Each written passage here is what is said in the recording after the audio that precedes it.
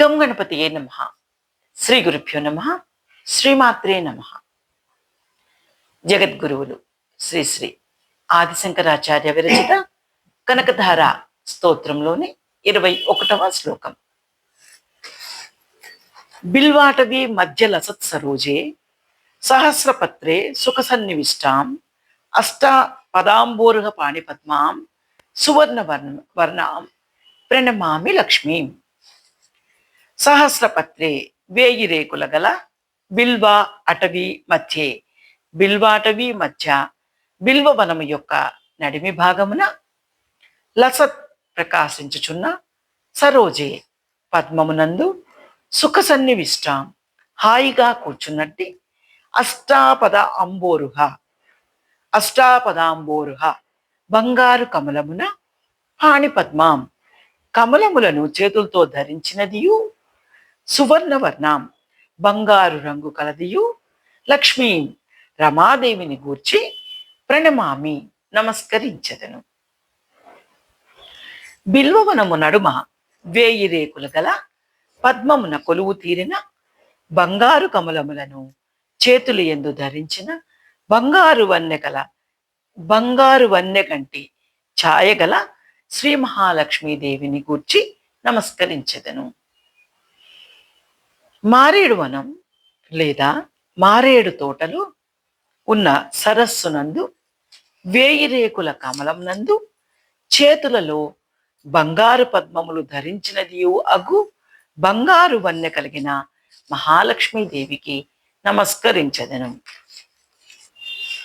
ఆదిత్యవర్ణే తపసోదిజాతో వనస్పతి స్తవ వృక్షోద బిల్వః తస్య ఫలాని తపసానుదంతు మాయాంతరాయాశ్చ బాహ్య అలక్ష్మీ.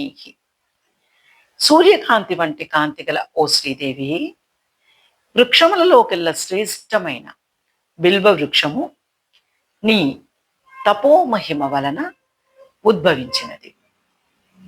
ఆ బిల్వ ఫలములు నా లోపల ఉన్న అజ్ఞానమును, బయట ఉన్న దారిద్రమును తొలగింపచేయుగాక.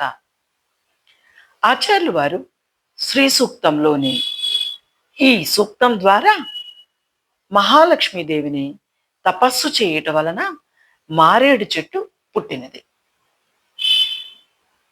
అని ఎరుక కలిగి ఈ సూక్తంకు సమానమైన ఈ శ్లోకంలో శ్రీ కనకధారా స్తోత్రంలో శ్రీదేవిని స్తుతించారు. మన సంస్కృతిలో వేదం పలుకలేని వాళ్లకు సమానంగా ఆచార్యులు వారు సమాన ఫలితాలు వచ్చే శ్లోకములు పురాణముల ద్వారా, స్తుతుల ద్వారా మనకు అందచేసినారు. మహాలక్ష్మీదేవి సకల సంపదల తల్లి, సకల మంగళ స్వరూపిణి, విష్ణుపత్ని అయిన శ్రీదేవి తపస్సు చేయగా ఆ తపస్సు ద్వారా పుట్టిన వృక్షమే మారేడు వృక్షం. మారేడు చెట్టు పూలు కాయకుండా కాయలు కాస్తుందని లోకం ప్రచారంలో ఉన్నది. మహాలక్ష్మి తపస్సు యొక్క మహిమనే చెప్పాలి. మారేడు చెట్టు అనుగ్రహంతో మాలో అజ్ఞానం, బయట ఉన్న దారిద్రం పోతుందని వేదం చెబుతోంది. మారేడు అనగా బిల్వదళంతో ఏకబిల్వం శివార్పణం అంటూ శివలింగమునకు ఓ చెంబుడు నీరు పోసి ఓం నమ శివాయ అని అంటూ ఓ బిల్వం సమర్పిస్తే శివులు వారు ఎంతో ప్రీతి చెంది శ్రీ సూక్తంలో చెప్పినట్లు అజ్ఞానం పోయి సంపదలు కలుగుతాయి.